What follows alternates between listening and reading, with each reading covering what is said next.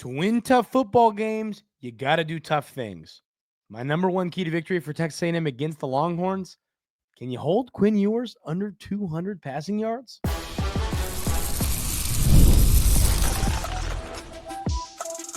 You are Locked On Aggies, your daily podcast on the Texas A&M Aggies, part of the Locked On Podcast Network, your team every day.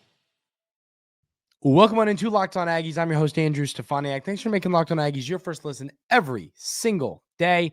Today's show is brought to you by Game Time. Download the Game Time app, create an account, and use code LOCKEDONCollege for $20 off your first purchase. On the show today, ladies and gentlemen, we're talking about what a win for Texas A&M over Texas would mean for Coach Elko and this program. But we're going to start the show talking about some keys to victory for the Aggies over the Longhorns. And it's how we open the show. Once again, this is not going to be easy. Texas is a really good football team. They're the better football team in this game, in my opinion. Upsets happen. Once again, Texas A&M is not some no-name team playing in this game. It's not like Texas A&M is just a random 3-8 football team. No, I mean, the Aggies are the number 20 team in the country. They've won some big-time games. They're capable of winning this game. I mean, the line is Texas minus 5.5 for a reason. You know, Texas is the team that many expect to win this game. But what does Texas A&M have to do to get the win? And I'll tell you this. I think the first thing you got to find a way to do is hold Quinn Ewers under 200 yards passing. And a lot of people, Texas fans, are laughing right now. And I would be too if Peyton Thorne just utterly cooked Texas A&M last week in a game. Once again, Peyton Thorne, not Joe Montana or Tom Brady. Peyton Thorne cooked Texas A&M for a bunch of yards last week. And I can't sit here and act like I have a ton of confidence in the Texas A&M secondary in this game, because I don't. I really don't have a ton of confidence in the Texas A&M secondary in this game. But at the end of the day, confidence or not, you're going to have to find a way to make it happen. Texas, I believe I put down in my notes, they're the 17th, 17th best passing offense in college football. It is not going to be easy to hold the 17th best passing offense in college football to less than 200 yards. But crazier things have happened. You know, Quinn Ewers has 2,089 passing yards on the season, and obviously he hasn't played the full season because of some injuries and stuff there. He's a guy that, I mean, it would be really tough to keep him. I mean, like, let's run through the season. Let's run through the year for him passing yards wise. We got how many yards? Here it is. Okay. 260, 246, 185, 199, 211, 288, 333, 176, 191. And then, I mean, I think against that game against Kentucky last week, if Ewers, he banged up the ankle and they were just running the ball absolutely down the throat of the Kentucky Wildcats. I mean, they were getting 9 yards a carry at some points in the second half last week. So, I mean, if Ewers stays healthy, and he didn't look 100% himself, obviously, because of the tweaked ankle, but they didn't need him to because they were running the ball so well. So, I mean, point is, like, a game where he had 191 yards, I think he gets 200 if the circumstances are a little bit different. What I'm asking, once again, when I'm saying hold Ewers to less than 200 yards, I'm not sitting here saying that like that's A, going to happen, or B, going to be easy, because it's not. I mean, that's not it's not something that's going to be super easy for this football team to do, especially knowing your secondary struggled last week. But at the end of the day, to win, like I said, open the show, to win hard football games, you have to do hard things. And a hard thing would be holding Quinn Ewers in this Texas passing attack that is number 17 in college football to less than 200 yards, or right at it. I mean, that's going to be tough. I mean, I think if you look at the game and Ewers has 250 yards, if you told me, okay, the game's over, Quinn Ewers had 250 yards, I would say, okay, well, Texas A&M has a chance. What's the score now? You know what I mean? Like, they would have a chance. But if you start holding them less than that is when I think you start to really have a legit chance. So that's going to be thoroughly interesting to pay attention to who's going to step up in the secondary. But yeah, like I said, the passing attack for Texas is no joke. It's really good. This is not going to be an easy feat to accomplish, but it is a feat you're going to have to try to find a way to if you want to win this game. The next thing I have here is Texas A&M needs to find a way to average 5 yards per carry plus in this game. I mean, in the loss to Auburn, and once again, Texas A&M was facing us. Auburn's pass defense, or a rush defense, excuse me, is quite a solid bunch. But in that overtime loss, you ran the football between your quarterback and between a few to Bussey and one to Barber and a bunch to Daniels. You ran the ball 52 times for $167 for 3.2 yards per carry. I mean, that's just not going to get the job done. You've got to get some big plays in the running game. And I mean, once again, 5-6 yards per tote. My dad's favorite analogy is what's 4 plus 4 plus 4? That's 12. How many yards you need to make a first down? You need 10. We're not asking for a ton here, but what's 3.2, 3.2, 3.2?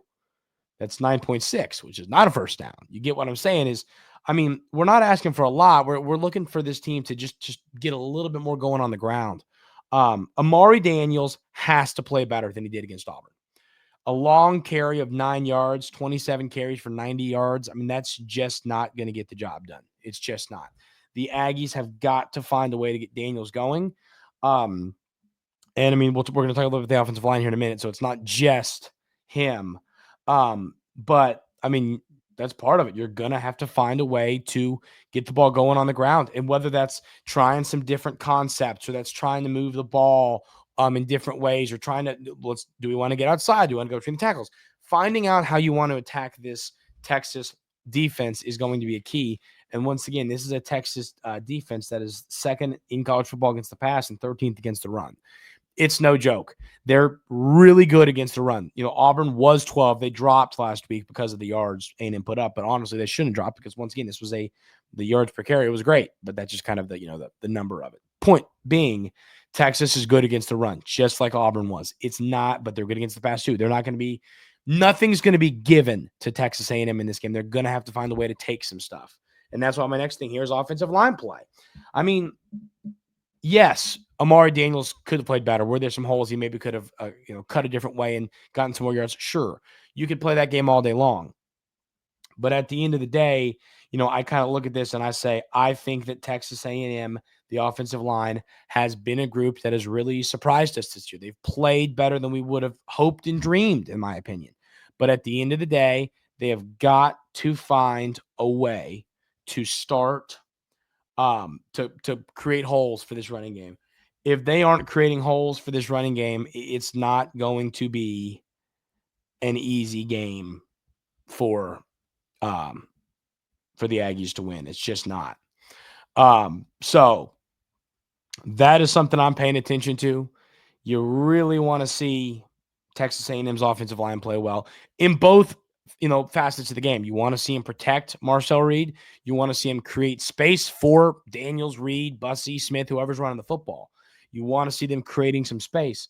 But you need this group, this unit to play well. They have got to show up in this game where it matters the most. The most important game one of the most important games in your football program's history. Seriously, that's the importance of this game. So your offensive line is going to be a unit that has to play well. And we're going to have to see. I mean, seriously, they've got to find a way to show up in this game. Yes, they've been better than we would have hoped this season. But if they could put everything they got into one football game and do something special here, that would be really, really exciting. We have a ton more keys to victory in this game. But the next one we're going to talk about is the turnover battle. Why do you have to win it? I'll tell you why coming up right here on Locked On Aggies.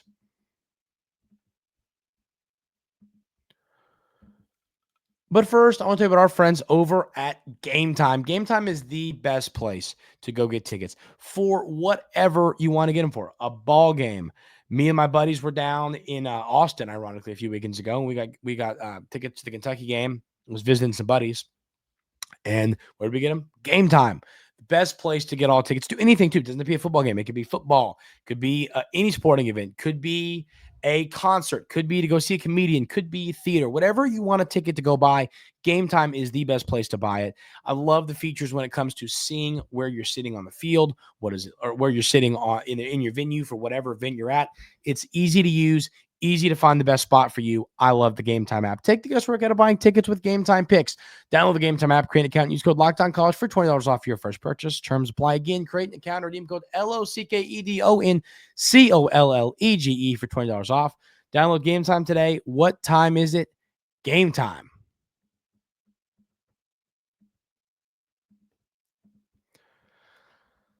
Looking at the turnover battle in this game, I think it's going to be a significant one. I mean, Texas A&M on the season has been really solid when it comes to winning the turnover battle. Obviously, you tie the turnover battle against Auburn.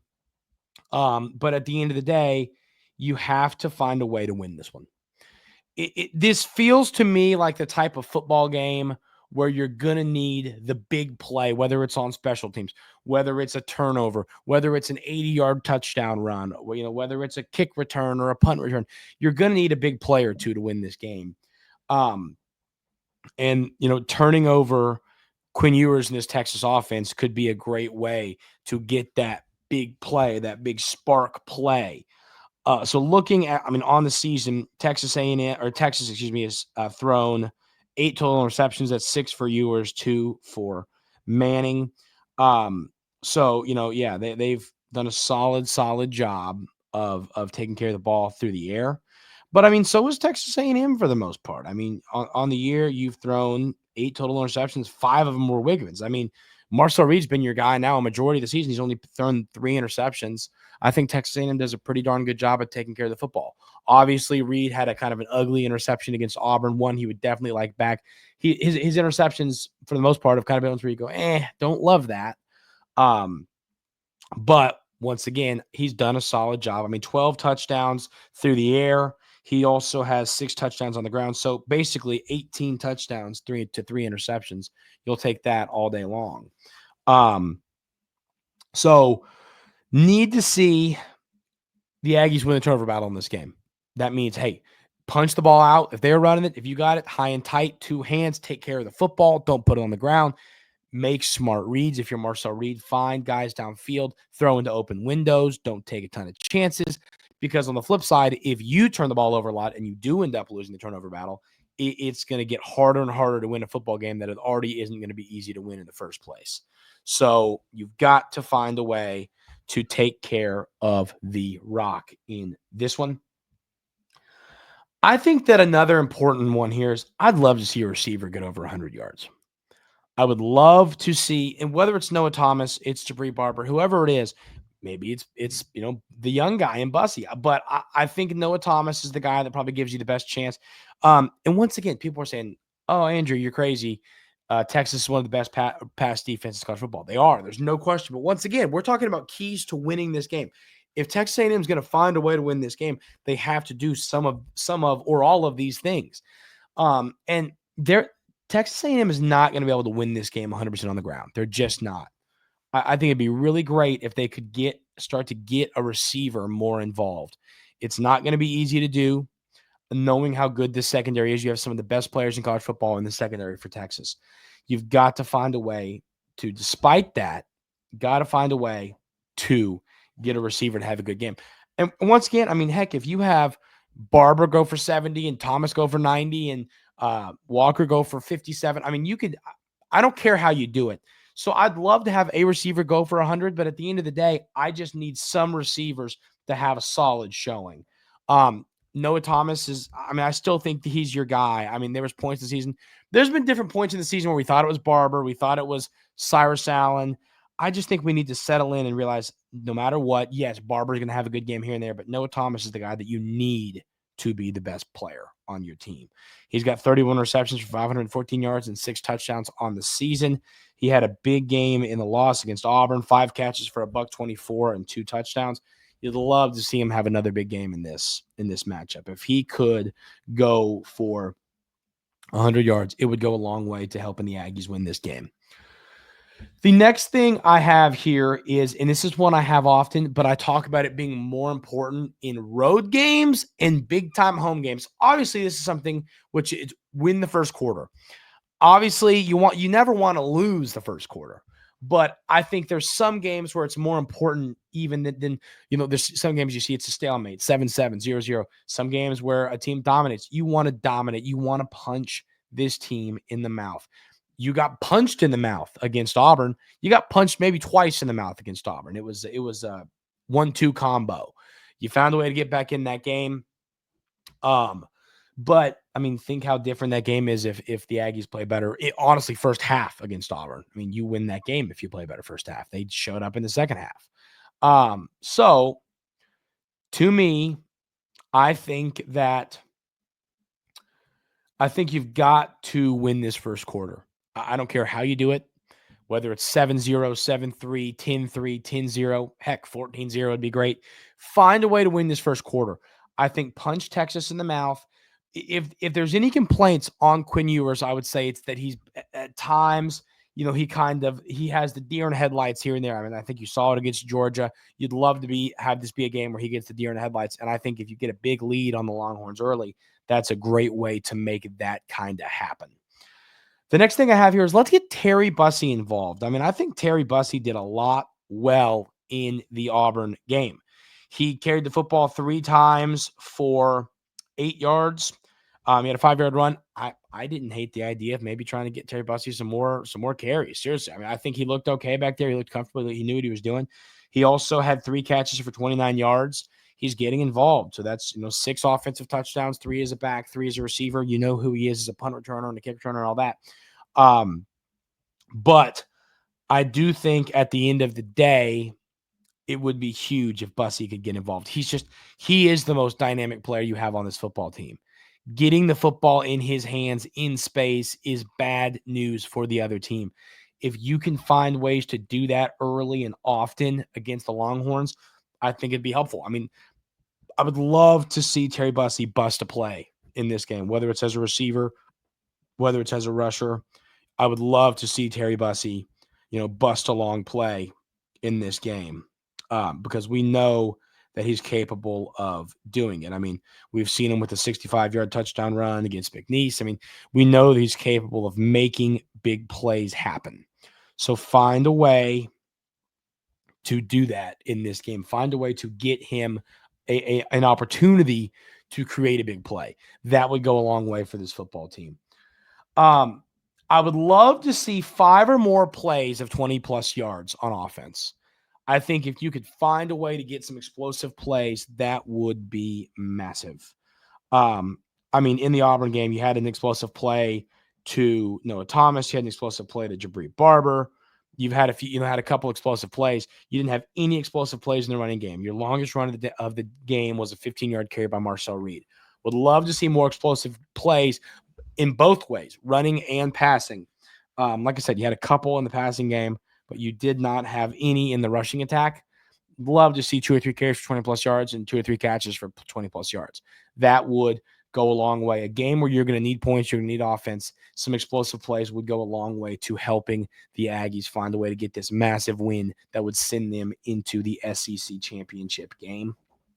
I think that 3+ sacks would be big time in this game as well. Sacks are always important, whether it's a first down sack, you're setting up 2nd and 17, whether it's a 3rd down sack, you're setting up a punt. Sacks are always huge. They set up 2nd and 3rd and long, or they set up a punt. And that Quinn Ewers is a little banged up. Maybe, he's going to be out there, but he's a little shaken up, get after him, make him try and roll out, make him make a bad decision. And I think the way that you can make him make a bad decision is by being in his grill all day, laying some big hits, taking him down, getting some sacks, getting some hurries, getting some quarterback hits, and then of course some sacks. Doing those things would all go a long way to helping the Aggies get this massive win, which once again would put them in the SEC championship game, which would be historic for this football game, and it wouldn't be in any way sweeter than to do it against your number 1 rival. We're going to talk a little bit about what a win in this football game, the revival of the Lone Star Showdown, if the Aggies were able to get the massive win in this game, what would it mean for Coach Elko, and what would it mean for this Texas A&M football program? We're going to talk about that coming up right here on Locked On Aggies.